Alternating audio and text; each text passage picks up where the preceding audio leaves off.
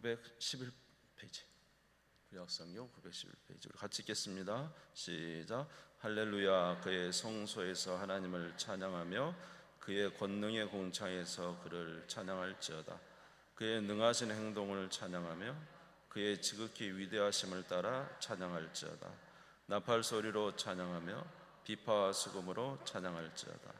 소고치며 춤추어 찬양하며 현악과 통소로 찬양할지어다. 큰 소리 나는 제금으로 찬양하며 높은 소리 나는 제금으로 찬양할지어다. 호흡이 있는 자마다 여호와를 찬양할지어다. 할렐루야. 아멘. 지금은 저희가 이제 잠언을 읽고 있는데 시편 마지막 부분을 이제 오늘 마지막으로 말씀을 드리겠습니다. 이게 지나고 나서 보니까 조금 아쉬운 점도 있고, 그래서 그냥 잠언을 읽는 주간은 잠언을 하고 이렇게 할까 또 그런 생각도 좀 드네요. 우리가 혹시 기억이 나실지 모르지만 지난주에 시편이 1편과 2편이 서론이었어요. 그래서 1편과 2편이 모든 이제 시편을 전체를 주관하고 간다고 여러분에게 말씀을 드렸습니다. 시편 1편은 율법의 중요성. 모든 찬양은 무엇을 근거해야 된다고요? 하나님의 말씀을 근거로 해서 찬양과 기도가 이루어질 때 우리의 찬양과 기도가 강력해지는 것이죠. 그래서 시편의 1편이 율법에 주야로 묵상하는 자가 복이 있다 나오고, 시편 2편에는 아들에게 경배하라, 아들에게 절하라, 너는 내 아들이다, 내가 너를 선택했다, 이런 내용이 있죠. 그래서 이제 시편의 모든 내용의 핵심, 우리 성경의 핵심도 결국 예수 그리스도에 관한 것이고, 시편의 모든 내용도 결국 예수 그리스도에 집중되어 있다고 말씀을 드렸습니다. 이제 그런 의미에서 시편이 총 5권으로 되어 있는데, 총 5권 중에 1권은 의인과 악인에 관한 이야기였다 그랬어요. 그래서 악인에 대한 하나님의 심판을 늘 이제 구하면서 하나님 저 악인들을 하나님께서 좀 책임져 주시라고, 그런 내용들이 굉장히 많은데, 시편 1편은 시편의 제 1권은 거의 다 다윗의 시입니다. 다윗의 시. 그러니까 의인과 악인의 이런 그 개념 속에서 악인에 관한 이야기를 많이 하는데, 결국 의인은 누구라는 거예요? 다윗이 의인이다 이 말입니다. 다윗이 의인이고 다윗을 반대하는 일은 악인이 돼요. 시편 1권에서 그렇다 이 말이에요. 다른 말로 하면 예수 그리스도는 다윗이 예표하는 건 예수 그리스도니까, 예수 그리스도가 참 의인 되시고, 그래서 우리가 하나님을 경외하고 예수 그리스도를 믿는 것이 우리에게 의로운 삶이다. 아무리 그 아들 압살롬이라도, 아무리 자기하고 친했던 사람들이라도 다윗 편에 서지 않으면 결국 이제 의인이 되지 아니하고 하나님의 진노가 있게 되는 것을 말하면서 다윗을 통한 예수 그리스도의 그 중요함을 1권에서 말하고 있습니다. 2권에서는 말씀을 드린 대로 처음에 이제 시편 42편, 43편에 낭망이 되죠. 그래서 어찌하여 내 영혼아 낭망하느냐. 예수님도 이 땅에 오셔서 고난을 많이 당하셨죠. 그러나 이제 72편에 보면은 다윗 왕이 솔로몬으로 이렇게 이양되는 것을 보면서 이제 다윗 왕조가 이제 새롭게 변화되는, 다시 말해서 역사적인 다윗에서 누구로? 참 왕이신 예수 그리스도로 변화되고, 그 나라가 많은 나라들이 솔로몬에게 와서 이제 조공을 바치고 절을 한 것처럼 세상 모든 나라가 누구에게로? 예수 그리스도께로 이제 오게 될 것에 대해서 이제 표현되어 있다는 거죠. 그래서 이제 오늘은 나머지 제 3권과 4권과 5권에 대해서 말씀을 드리겠습니다. 제 3권은 이렇게 솔로몬을 통해서 예수 그리스도의 나라가 크게, 하나님 나라가 크게 번창할 것에 대해서 2권에서 그렇게 말을 했는데요. 제 3권에 와서는 현실은 이제 굉장히 막상 이들의 현실에 와서는 굉장히 어려웠다는 것입니다. 우리가 이제 성경을 찾으면서 오늘은 좀 보겠습니다. 시편 73편을 보겠습니다. 제 3권 첫 장이죠. 그러니까 이 세상은 어떤 세상이냐면 악인이 득세하고 의인은 굉장히 이제 작아져 있는, 그래서 의인도 그 악인들의 잘됨과 번창을 보면서 굉장히 이제 실족할 수 있는 그런 상황이죠. 73편 1절에서 3절에 보면 하나님이 참으로 이스라엘 중 마음이 청결한 자에게 선을 행하시나 나는 거의 넘어질 뻔하였고 나의 걸음이 미끄러질 뻔하였으니 이는 내가 악인의 형통함을 보고 오만한 자를 질투하였습니다. 그러니까 믿음으로 사는 자이지만 막상 어때요? 현실에서는 악인이 잘 돼요. 악인은 자식도 잘 되고 건강하고 죽을 때도 아주 잘 죽어요.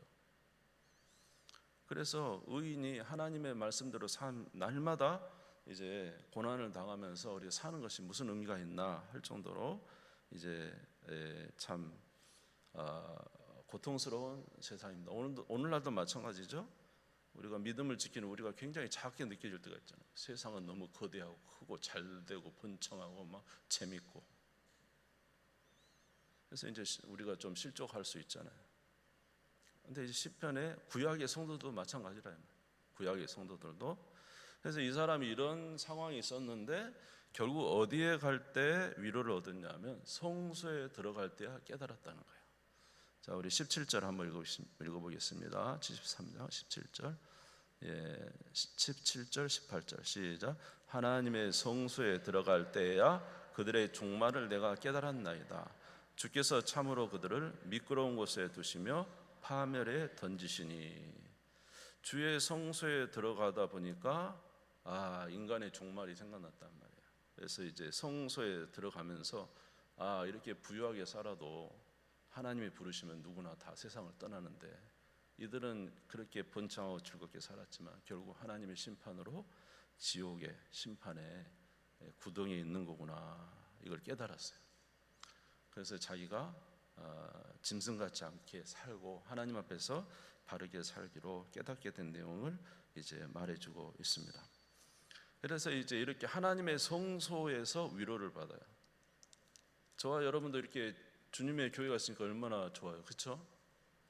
여러분들은 저를 통해서 좀 도움이 되실지 모르는데 저는 여러분을 통해서 굉장히 도움을 많이 받아요, 실은요. 여러분 새벽에 이렇게 열심히 나오시는 우리 성도님들 보면 존경스럽고요. 또 너무 칭찬하면 안 되지. 그래서 하여튼 우리 성도님들 너무 좋아. 이렇게 귀한 분들을 하나님이 이때 남겨두셔서 함께 이렇게 신앙생활하는 게 얼마나 좋은가. 그렇습니다. 성소에서 이렇게 위로를 받아요. 근데 문제는 뭐냐면 이 시편의 이제 현실은, 또 이 다음에 현실은 뭐냐면 바벨론의 포로로 잡혀가잖아요. 망해가지고, 나라가 망해가지고, 그거 이제 뭣도 무너져 버려요. 성소도 무너져 버린단 말이에요. 성소도. 우리 74편 6절에서 8절을 한번 읽어보겠습니다. 6절에서 8절 시작. 이제 그들이 도끼와 철퇴로 성소의 모든 조각품을 쳐서 부수고 주의 성소를 불사르며 주의 이름이 계신 곳을 더럽혀 땅에 엎었나이다. 그들이 마음속으로 이르기를 우리가 그들을 진멸하자 하고 이 땅에 있는 하나님의 모든 회당을 불사났나이다. 성소에 가서 위로를 받는데 이제는 성소마저 다 부서져 버렸어요. 성소를 불사르고 회당마저 불살랐어요. 그러니까 위로받을 성전이 없어요. 바벨론의 포로였던 이런 사람들은 이제 더 성소도 없고 도대체 어디서 이제 이런 위로를 받을까? 그래서 시편 1권, 2권, 3권, 4권, 5권 중에 3권은 굉장히 침울합니다. 그 이전에 겪지 못했던 정말 냉혹한 현실. 그래서 보통 탄식시가 이제 우리가 시편에 배웠던 탄식시가 처음에는 굉장히 탄식으로 가다가 무엇으로 끝나요? 그래도 하나님을 찬양하면서 끝나잖아요. 탄식시가 대부분 다 탄식하다가 하나님을 찬양하면서 끝나는데 이 제3권에 있는 탄식시는 그 찬양이 없어요. 탄식하고 끝나버려요. 얼마나 현실이 냉혹한지. 우리 88편을 한번 보겠습니다. 88편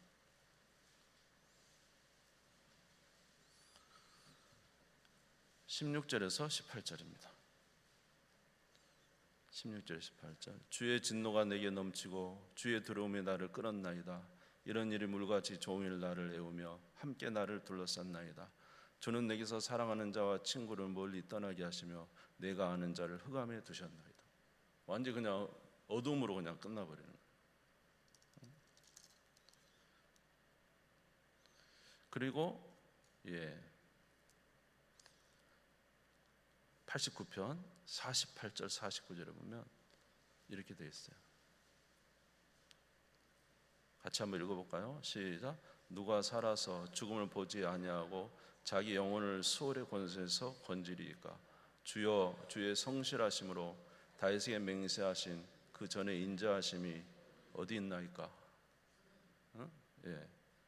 그래서 뭐 주님이 우리를 구원해 주실 수 믿습니다 이런 내용이 않고 제3권에서는 굉장히 바벨론의 포로에 있는 것처럼 더 이상 성소도 또 찬양도 입에 나오지 아니하고 무너진 것 같은, 완전히 무너진 것 같은, 도대체 주님은 우리와 함께 하십니까? 이러면서 이제 끝났다는 거죠. 이게 이제 3권이에요. 3권. 자, 이런 상황이 있을 때 드디어 이제 90편부터 몇 권이 시작되죠? 제 4권이 시작됩니다. 여기에 이제 제 4권에서는 이제 모세의 기도가 나와요. 모세의 기도. 그러니까 지금은 이제 다윗 왕 이후에 포로 시대까지 내용이었는데 갑자기 모세의 단 시편 150편에 딱 하나 모세 시편이 나오는데 190편이거든요. 근데 여기서 뭐라고 하냐, 모세가 자 우리 1절에서 3절을 1절에서 2절을 읽겠습니다. 시작. 주여 주는 대대 우리의 거처가 되셨나이다. 산이 생기기 전 땅과 세계도 주께서 조성하기 전 곧 영원부터 영원까지 주는 하나님이시니이다. 자, 누가 우리의 거처라고요? 주는 대대 우리의 거처가 되시고 땅이 생기기 전 세계를 조성하기 전에 누가 우리 하나님이시다? 영원부터 주는 우리 하나님이십니다. 그러니까 현실은 그렇지만 모세 때도 광야길을 걸으면서 얼마나 힘들었어요. 그럼에도 불구하고 모세가 누가 우리의 거처시다? 하나님의 거처시다라는 믿음을 가진 것처럼. 그리고 모세는 자기 그 모든 1세대가 다 죽었어요. 광야에 40년 동안. 그럼에도 불구하고 누구에 대한 소망을 잊지 않아요? 하나님에 대한 소망을 놓지 않냐며 마지막에 소망의 기도를 올려드리죠. 자, 13절 보십시오. 90편 13절입니다. 여호와여 돌아오소서. 언제까지니까 주의 종들을 불쌍히 여기소서. 아침에 주의 인자하심 우리를 만족하게 하사 우리를 일생 동안 즐겁고 기쁘게 하소서. 우리를 괴롭게 하신 날수대로와 우리가 화를 당한 연수대로 우리를 기쁘게 하소서. 주께서 행하신 일을 주의 종들에게 나타내시며 주의 영광을 그들의 자손에게 나타내소서. 1세대가 다 40년 동안 광야에서 죽은 그때에도 모세는 누구에게 소망을 두고 있어요? 하나님께 소망을 두면서 우리 이후의 세대에 나는 이 산에서 죽지만 이후의 세대에 하나님의 영광을 나타내 주옵소서 하면서 모세가 소망을 갖는 내용이 나와요. 그러면서 제4권에는 이제 여러분 91편 보시면 뭐 지존자의 은밀하에 거하는 자, 너가 넘어져도 돌에 넘어져도 하나님의 사자가 너를 붙들어 줄 것이다. 쭉 보십시오. 92편, 93편, 94편 보면 94편에는 여호와는 복수하신 하나님 빛을 비춰주소서. 그러니까 그 깊은 환란 속에서도 끝까지 뭘 가지고 있는 거예요? 하나님을 뭐하고 있어요? 찬양하고 믿고 있는 거예요. 아멘. 그러니까 지금 뭐 상황이 변한 건 아니에요.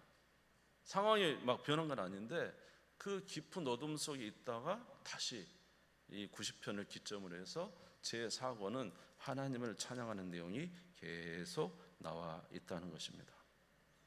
할렐루야. 그러니까 현실은 어려워도 무엇을 가져라? 누구에 대한 소망을 잊지 말아라. 하나님에 대한 소망을 잊지 말아라. 하나님에 대한 믿음을 잊지 말아라. 끝까지 소망을 갖고 살라. 그러면서 이제 찬양을 하게 되는 것입니다. 우리 103편 8절에서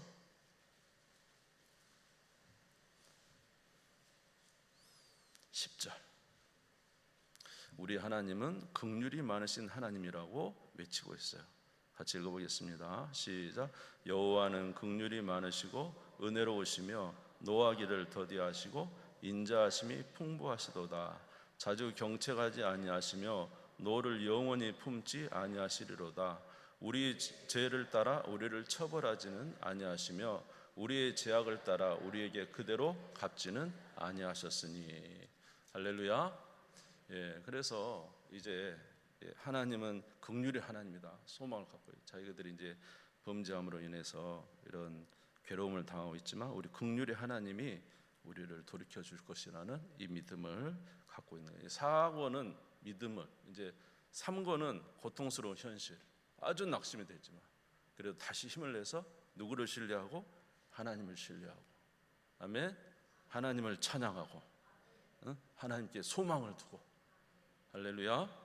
이 믿음은 이제 이런 내용이 제4권에는 기록이 되어 있고, 제5권에는 이제 그 기다림의 삶을 어떻게 살아야 되는지에 대해서 말씀을 해주고 있습니다. 자, 시편 118편을 보겠습니다. 시편 118편. 아주 재밌죠? 시편 118편 22절 26절 읽어보겠습니다. 시작.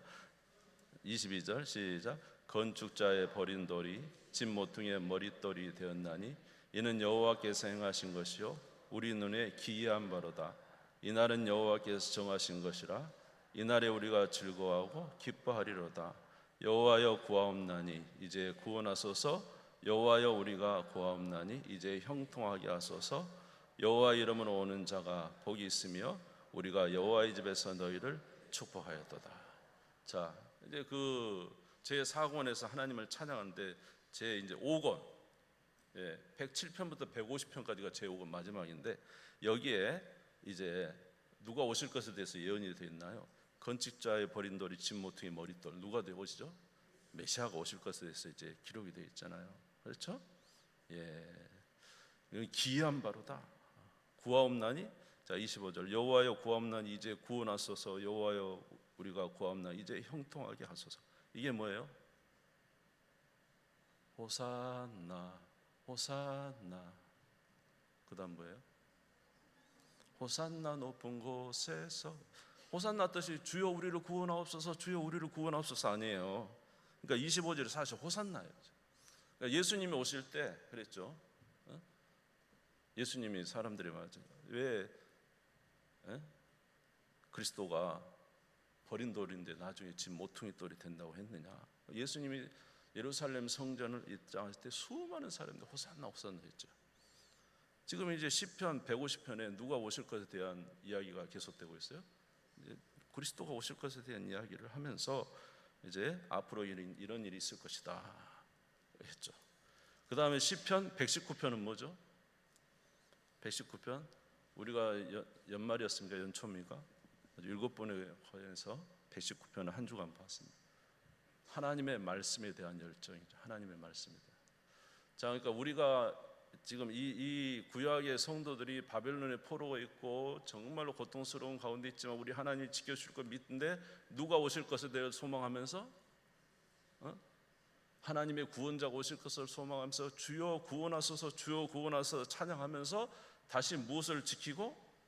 주의 율법을 사랑하고 주의 율법을 지키고, 아멘, 하나님 말씀대로 살아가고 이렇게 하겠다는 거예요. 그리고 시편 121편에 보시면 시편 121편에 보시면 하나님은 어떤 분이십니까? 4절에 이스라엘을 지키신 이는 어떤 분이에요? 졸지도 아니하시고 주무시도 아니하십니다. 하나님은 졸지도 아니하시고 주무시도 아니하시고 이스라엘을 지켜주시고. 할렐루야. 133편에 보면 뭡니까? 형제를 연합하여 동거하게 하시고, 그가 오시면 모든 이제 흩어졌던 자들이 다 연합해서 동거하게 하시고, 그래서 머리에 부은 기름이 그 수염을 타고 옷깃까지 흘러내리는 같은 아름다움이 있겠으며, 그리고 우리가 잘 아는 145편부터 150편까지는 완전히 하나님을 찬양에 올려드리는 이런 내용이 되어 있어요. 재구원까지 끝났습니다. 이제 자, 여러분 중요한 것은 우리가 이제 이 시편을 통해서 여러분 이제 구약의 성도들도 이렇게 살았다는 거예요. 구약의 성도들도 현실은 우리 하나님의 언약은 대단했어요. 우리 하나님의 언약은 제2권에서 이제 그날이 오면 솔로몬에게 모든 반백들이 와서 엎드려 절할 그런 이제 언약이 참 너무 좋았는데 현실은 세상 사람들이 막 득세를 하고 의인들은 아주 작은 모습으로 실족하고 막 세상을 보면서 그런 마음이 들어요. 그런가 하면 이제 성소에서 이루어봤는데 성소마저 이제 무너져 버려요. 바벨론의 포로로 가서 예전에는 그래도 탄식하면서도 마지막에 하나님을 찬양 올려드렸는데 이제 그 마지막 찬양도 소리가 안 날 정도로 완전히 이제 고통스러운 상황에 이르고 그래서 이제 하나님 어디 계십니까 할 정도가 됐단 말이에요. 그러나 그곳에서 다시 누구를 기억하고 하나님을 기억하고 주님은 우리의 대대의 거처가 되셨습니다. 이후에 우리에게 복을 주시옵소서. 우리에게 은혜를 내려 주시옵소서. 보복하시는 하나님 보복해 주십시오. 그러면서 다시 기도하고 할렐루야. 그렇게 하나님 앞에 구하고 그랬더니 이제 마지막에 누구에 대한 마지막에 그리스도가 다시 오셔서 우리를 구원하실 것이고 아멘. 예, 그의 나라가 위대할 것에 대해서 이렇게 소망을 가지고 살았다는 거예요. 구약의 성도들도 그렇게 살았다는 거예요. 오늘 저와 여러분 어때요? 진짜로 그 약속이 있어서 2000년 이후에 이 찬양 이후에 이들의 찬양 위에 누가 진짜 오셨어요? 예수님 진짜 오셨죠? 호산나 호산나 영광 받으고 오셨죠? 건축자의 버린 돌 같은 그분이 오셨죠? 할렐루야. 그리고 나라를 다 회복시켜 주셨죠. 졸지도 아니하고 주무시도 아니고 지켜주시고 형제가 다 하나 되게 해주시고 하나님 나라를 이루어 주셨습니다. 구약의 성도들도 그렇게 살았어요. 저와 여러분도 마찬가지 아니에요? 오늘 우리 주 예수 그리스도 하늘로 승천에 올라가 계시고 주님은 우리와 함께 눈에는 보이지 않는 것 같고 오늘 이 세대가 어떤 세대예요? 하나님을 알지 못하는 세대예요. 악인이 득세하고 믿음을 지킨 우리는 진짜 약간 바보 같고 우리는 그냥 늑대들의 어린 양 같고 너무 연약하고 그렇지 않습니까? 이제는 찬양했던 그 찬양도 쏙 들어간 것처럼 찬양도 쉽게 나오지 않고 완전히 이제 무너진 것 같은 상황 속에 이렇게 흘러간다 이 말이에요. 그럴 때 우리는 어떻게 해야 되느냐? 여러분 지쳐 쓰러져 있지 말고 하나님은 우리의 영원한 거처가 되십니다. 다시 믿음으로 일어서시기 바라고 하나님을 신뢰하고 믿음으로 나아가는 우리 모두가 되시기를 주의 이름으로 축원합니다. 건축자의 버린 돌이 모퉁이의 머릿돌이 된 것처럼 그때는 초림을 기다렸지만 우리는 이제 뭘 기다려요? 주의 오실 재림을 기다린다 이 말이에요. 우리는 주의 오실 재림을 할렐루야. 시편 145편에 150까지 호흡 있는 자마다 다 짐승도 해와 달도 모든 피조물이 하나님을 찬양한 것처럼 마지막 날 주님이 오시면 우리 다 온 세계 모든 만물이 누구를 찬양해요? 주님을 찬양하는 그날이 올 거란 말이에요. 구약의 성도들이 기다렸단 말이에요. 그럼 우리도 그런 기다림을 가지고 있어야 되고 그런 믿음을 지키고 있어야 되잖아요. 할렐루야. 누가복음 24장 44절에 이렇게 기록되어 있어요. 그거 나오나요? 누가복음 24장 44절에 한번 찾아줘 보세요. 한번 읽어봅시다. 시작. 또 이르시되 내가 너희와 함께 있을 때 너희의 말한 바 곧 모세의 율법과 선지자의 글과 시편에 나를 가리켜 기록된 모든 것이 이루어져야 하리라 한 말이 이것이라 하고 이에 그들의 마음을 열어 성경을 깨닫게 하시고. 여러분 시편에 누구에 대해서 기록되어 있어요? 선지자와 모세와 선지자와 시편에 누구에 대해서? 예수님에 대해서 기록되어 있다. 그러니까 이 시편이 그냥 여러분 그냥 돼 있는 것 같지만 1권, 2권, 3권, 4권, 5권이 사실 지금 현실 속에 있는 그들에게 하나님을 어떻게 찬양을 해야 될 것인가를 나타내 주고 있고 그 안에 누가 계심을 예수 그리스도께서 오심에 대한 내용이 들어 있다는 거예요. 이것을 갖고 사람들이 시편을 이제 늘 했어요. 저와 여러분도 오늘 저와 여러분 삶에 우퍽칠퍽한, 어쩔 때는 기쁘고 어쩔 때는 슬프고 어쩔 때는 엄청난 좌절이고, 맞아요. 시편에 있는 모든 사람들도 그렇게 살았어요. 그러나 그들이 종국적으로 추구해 가는 것은 주님이 다시 오실 것이단 말이에요. 오늘 저와 여러분도 이 구약의 성도들이 주님 오실 것을 고대하면서 그 어려운 시기를 믿음으로 살아갔던 것처럼 우리도 다시 주님 오실 것을 고대하면서 그 믿음으로 살아가야 된다. 오늘 우리에게 말해주고 있는 것입니다. 할렐루야. 그래서 우리 주 예수 그리스도께서 이 땅에 이제 구원자로 오실 때까지 믿음을 가지고 살아가야 돼요. 사랑하는 성도 여러분, 이 시편이 우리에게 마음에 다가오는 것은 바로 우리와 똑같은 성정의 마음을 가지고 이 사람들 똑같은 삶을 살았어요. 그러나 그들이 그 어려움 속에서 믿음을 지킨 것처럼 저와 여러분도 신앙을 지킨 게 쉽지 않아요. 구약의 성도들도 우리하고 똑같았어요. 구약의 성도들도 우리와 상황과 똑같았다고요. 무슨 말 이해되세요? 그래도 그들이 믿음을 지켰는데 오늘 우리들은 그런 상황 속에서 이 믿음을 지켜야 되지 않겠는가? 히브리서 2장 18절. 히브리서 2장 18절. 히브리서 2장 18 같이 읽어봅시다. 시작. 그가 시험을 받아 고난을 당하셨은즉 시험 받는 자들 능히 도우실 수 있느니라. 예수님은 저와 여러분과 별개 있는 게 아니에요. 예수님도 저와 여러분 똑같은 인생의 고난을 겪었어요. 우리가 당하는 슬픔, 우리가 당하는 고통, 우리의 어떤 외로움, 우리가 인간으로 겪어야 될 모든 것을 예수님이 다 경험을 하셨다고. 우리와 똑같은 삶을 사셨다고. 그래서 우리를 아셔요. 우리를 체휼 못 하시는 분이 아니라 예수님 우리를 체휼하시는 거예요. 그래서 시편은 다 우리 인간의 내면의 깊은 이야기들을 계속하고 있어요.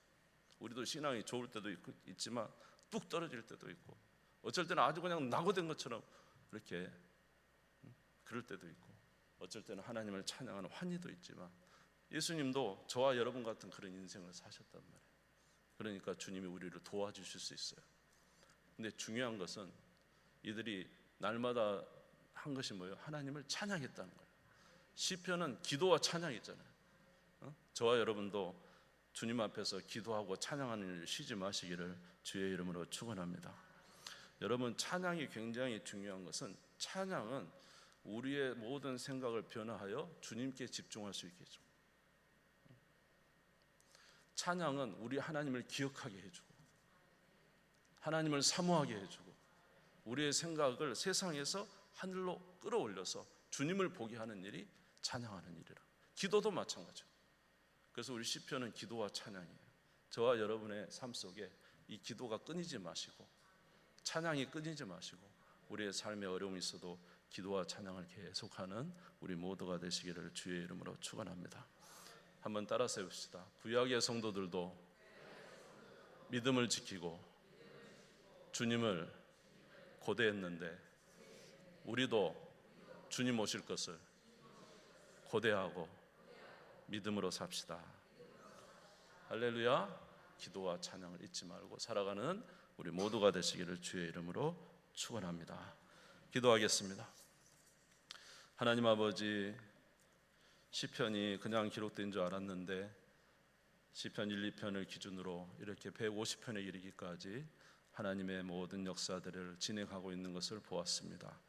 아버지, 참 고통과 어려움 속에서도 주님이 오실 그것을 사모하며 살아갔던 모든 이들처럼 하나님 저희들에게도 은혜와 자비를 베풀어 주옵시고, 오늘 구약의 성도들이 겪었던 신앙과 믿음과 인생의 많은 고난과 어려움들 사실 저희들도 똑같이 가지고 있습니다. 하나님 아버지, 그럼에도 불구하고 우리 믿음을 잊어버리지 말게 도와 주옵시고, 아버지 하나님 기도와 찬양 잊어버리지 말게 도와 주옵시고, 주님을 향한 믿음으로 날마다 나아가는 저희들이 되게 해주셔서 하나님의 은혜 가운데 항상 거하는 우리 모두가 되게 해 주시옵소서. 역사하실 줄 믿사오며 예수님의 이름으로 기도드리옵나이다. 아멘. 네, 찬송가 드리겠습니다. 300